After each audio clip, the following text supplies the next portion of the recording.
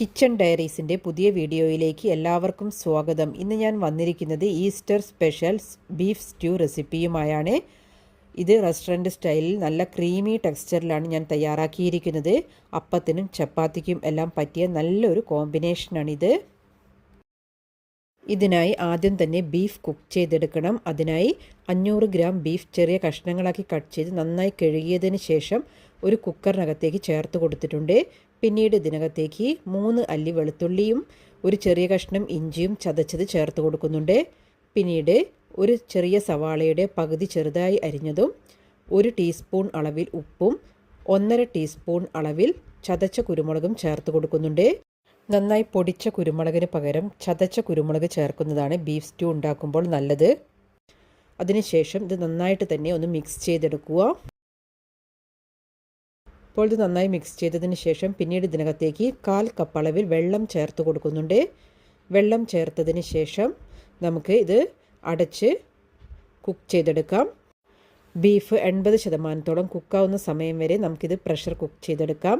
ഈ സമയം കൊണ്ട് നമുക്ക് ഒരു പാൻ അടുപ്പിൽ വെച്ച് ചൂടായതിന് ശേഷം അതിനകത്തേക്ക് 2 ടേബിൾ സ്പൂൺ അളവിൽ വെളിച്ചെണ്ണ ചേർത്ത് കൊടുക്കാം. പിന്നീട് ഇതിലേക്ക് 2 ഏലക്കായും 2 ഗ്രാമ്പുവും ഒരു ചെറിയ കഷ്ണം പട്ടയും ഒരു ബേ ലീഫും ചേർത്ത് കൊടുക്കുന്നുണ്ട്.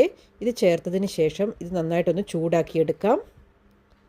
അപ്പോൾ ഇത് നന്നായി ഒന്ന് ചൂടായി വന്നതിന് ശേഷം പിന്നീട് ഇതിനകത്തേക്ക് 3 അല്ലി വെളുത്തുള്ളിയും ഒരു ചെറിയ കഷ്ണം ഇഞ്ചിയും നീളത്തിൽ അരിഞ്ഞെടുത്ത് ചേർത്ത് കൊടുക്കുന്നുണ്ട്.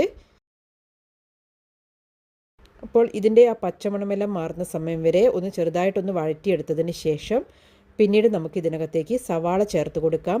2 സവാള ചെറുതായി അരിഞ്ഞതാണ് ഇതിനകത്തേക്ക് ചേർത്ത് കൊടുക്കുന്നത്. അതിനുശേഷം 4 പച്ചമുളക് 2ആയി കീറിയത് ചേർത്ത് കൊടുക്കുന്നുണ്ട്.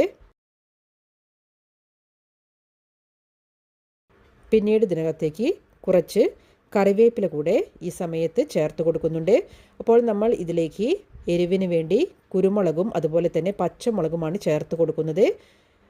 ചുവന്ന മുളക് പൊടിയൊന്നും ഇതിനകത്തേക്ക് ചേർത്ത് കൊടുക്കുന്നില്ല. അതുകൊണ്ട് ആവശ്യത്തിനനുസരിച്ച് പച്ചമുളകും കുരുമുളകും നമുക്ക് ഇതിനകത്തേക്ക് ചേർത്ത് കൊടുക്കേണ്ടതുണ്ട്.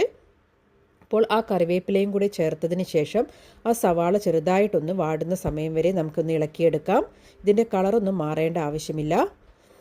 പിന്നീട് ഇതിനകത്തേക്ക് ഒരു വലിയ ഉരുളക്കിഴങ്ങും ഒരു മീഡിയം വലുപ്പത്തിലുള്ള ക്യാരറ്റും ചെറുതായി കട്ട് ചെയ്തത് ചേർത്ത് കൊടുക്കുന്നുണ്ട്. ഇത് ചേർത്ത ശേഷം ഹൈ ഫ്ലെയിമിൽ വെച്ച് ഇതൊന്ന് വഴറ്റിയെടുക്കുന്നുണ്ട്. പിന്നീട് ഇതിനകത്തേക്ക് 1 ടീസ്പൂൺ അളവിൽ മല്ലിപ്പൊടിയും 1/2 ടീസ്പൂൺ പെരുംജീരകം പൊടിച്ചതും ചേർത്ത് കൊടുക്കുന്നുണ്ട്. ഇതുകൂടെ ചേർത്ത ശേഷം ഒന്നുകൂടെ ഇളക്കിയെടുക്കാം.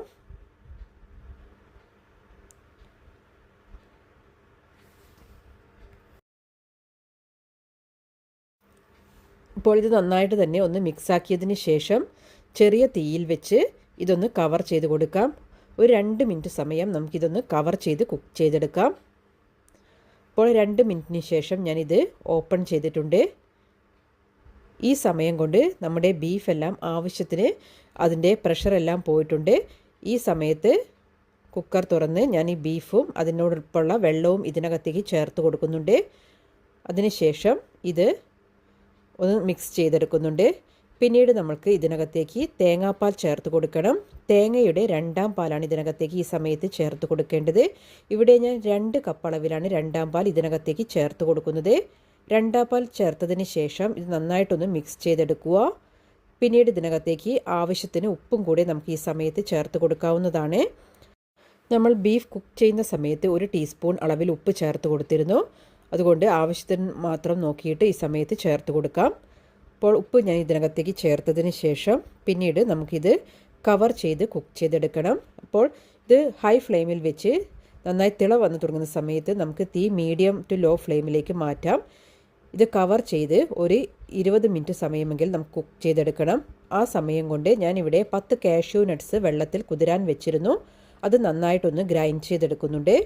അപ്പോൾ ഏകദേശം ഒരു 25 മിനിറ്റ് സമയം കഴിഞ്ഞതിന് ശേഷം ഞാനിവിടെ ലിഡ് ഓപ്പൺ ചെയ്തിട്ടുണ്ട്. ഇപ്പോൾ ബീഫെല്ലാം ആവശ്യത്തിന് കുക്കായി കിട്ടിയിട്ടുണ്ട്.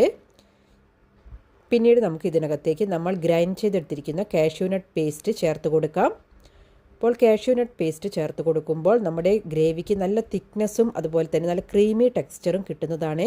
നിങ്ങളുടെ കയ്യിൽ കാഷ്യൂനട്ട്സ് ഇല്ല എങ്കിൽ നിങ്ങൾക്ക് ആ ഉരുളക്കിഴങ്ങിൻ്റെ കഷ്ണങ്ങൾ 2-3 എണ്ണം ഒന്ന് ആ തവ വെച്ചിട്ടൊന്ന് പൊടിച്ച് ചേർത്ത് കൊടുക്കാം. അങ്ങനെയാവുമ്പോൾ ആ കറിക്ക് തിക്നെസ് കിട്ടുന്നതാണ്. പിന്നീട് ഇതിനകത്തേക്ക് 1/4 ടീസ്പൂൺ അളവിൽ ഗരം മസാലയും 1 ടീസ്പൂൺ അളവിൽ കുരുമുളക് ചതച്ചതും കൂടെ ചേർത്ത് കൊടുക്കുന്നുണ്ട്. ഇതുകൂടെ ചേർത്ത ശേഷം നന്നായിട്ടൊന്ന് മിക്സ് ചെയ്തെടുക്കാം. പിന്നീട് ഇതിനകത്തേക്ക് ചേർത്ത് കൊടുക്കുന്നത് 1/2 ടീസ്പൂൺ അളവിൽ വിനാഗിരിയാണ്. 1/2 ടീസ്പൂൺ അളവിൽ വിനാഗിരി കൂടെ ചേർത്ത് കഴിഞ്ഞാൽ ആ കറിക്ക് കുറച്ചൊരു പുളിപ്പും കൂടെ അനുഭവപ്പെടുന്നതാണ്. അപ്പോൾ വിനാഗിരിയുടെ അളവ് കൂടിപ്പോകാൻ പാടില്ല. പിന്നീട് ഞാൻ ഇതിനകത്തേക്ക് ചേർത്ത് കൊടുത്തിരിക്കുന്നത് കട്ടിയുള്ള തേങ്ങയുടെ 1/4 പാൽ ആണ്. അപ്പോൾ 1 കപ്പ് അളവിൽ തേങ്ങയുടെ 1/4 പാൽ ഞാൻ ഇതിനകത്തേക്ക് ചേർത്തിട്ടുണ്ട്. പിന്നീട് കുറച്ച് കറിവേപ്പില കൂടെ ചേർത്ത് കൊടുക്കുന്നുണ്ട്. അതിനുശേഷം ഇതിനകത്തേക്ക് കുറച്ച് വെളിച്ചെണ്ണ കൂടെ ചേർത്ത് കൊടുക്കുന്നുണ്ട്. അപ്പോൾ നിങ്ങൾക്ക് ഈ വെളിച്ചെണ്ണ ഈ സമയത്ത് ചേർക്കുന്നതിന് പകരം നിങ്ങൾക്ക് അടുത്ത അടുപ്പിൽ ഒരു തവ വെച്ച് ചൂടായതിന് ശേഷം അതിനകത്തേക്ക് കുറച്ച് കൊച്ചുള്ളിയും അതുപോലെ തന്നെ കറിവേപ്പിലയും എല്ലാം ചേർത്ത് നന്നായിട്ടൊന്ന് വഴറ്റിയതിന് ശേഷം നിങ്ങൾക്ക് ഇതിനകത്തേക്ക് ചേർത്ത് കൊടുക്കാവുന്നതാണ്. ഞാൻ ഇങ്ങനെ താളിച്ചെടുക്കുന്നില്ല, ഞാൻ ഈ രീതിയിൽ മാത്രമാണ് ചെയ്തെടുക്കുന്നത്. അപ്പോൾ പച്ച വെളിച്ചെണ്ണ കൂടെ ചേർത്ത ശേഷം ആ തേങ്ങാപ്പാൽ ഒന്ന് ചൂടായി വരേണ്ട ആവശ്യം മാത്രമേ ഉള്ളൂ, തിളയ്ക്കാൻ പാടില്ല. തേങ്ങയുടെ 1/4 പാൽ ചേർത്തതിന് ശേഷം കറി തിളപ്പിക്കേണ്ട ആവശ്യമില്ല. നന്നായിട്ട് ആ പാലൊന്ന് ചൂടായി വരുന്ന സമയത്ത് നമുക്ക് ഇവിടെ ഫ്ലെയിം ഓഫ് ചെയ്യാം. അപ്പോൾ ഞാൻ ഈ സമയത്ത് ഇവിടെ ഫ്ലെയിം ഓഫ് ചെയ്തിട്ടുണ്ട്. അപ്പോൾ നമ്മുടെ വളരെ ടേസ്റ്റി ആയിട്ടുള്ള കുറുമ ഇവിടെ തയ്യാറായിട്ടുണ്ട്. അപ്പോൾ ഇത് അപ്പത്തിനും ചപ്പാത്തിക്കും എല്ലാം പറ്റിയ നല്ലൊരു കോമ്പിനേഷനാണ്. ഇത് ഞാനിവിടെ ചൂടെല്ലാം ആറിയതിന് ശേഷം ഒരു സെർവിങ് ബൗളിലേക്ക് മാറ്റുന്നുണ്ട്. അപ്പോൾ വളരെ എളുപ്പത്തിൽ ഉണ്ടാക്കിയെടുക്കാൻ കഴിയുന്ന ഒരു ബീഫ് സ്റ്റ്യൂ റെസിപ്പിയാണിത്. അതുപോലെ തന്നെ നല്ല ടേസ്റ്റിയും ആണ്. ഇത് ബ്രെഡിൻ്റെ കൂടെയാണ് ഞാൻ ഇത് ഒരു പ്ലേറ്റിൽ ഒരു 2 പീസ് ബ്രെഡ് വെച്ചതിന് ശേഷം അതിൻ്റെ കൂടെ സെർവ് ചെയ്യുന്നുണ്ട്. അപ്പോൾ ഈ ബ്രെഡിൻ്റെ കൂടെ ബീഫ് സ്റ്റ്യൂ കൂടെ ചേർത്ത് കഴിക്കുമ്പോൾ നല്ല ടേസ്റ്റിയാണ്. പിന്നീട് ഞാൻ ഇത് പത്തിരിയുടെ കൂടെയും സെർവ് ചെയ്യുന്നുണ്ട്.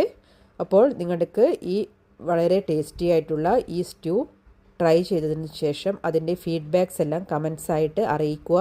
ഫ്രണ്ട്സിനും ഫാമിലിക്കും എല്ലാം ഷെയർ ചെയ്ത് സപ്പോർട്ട് ചെയ്യുക. Thank you for watching.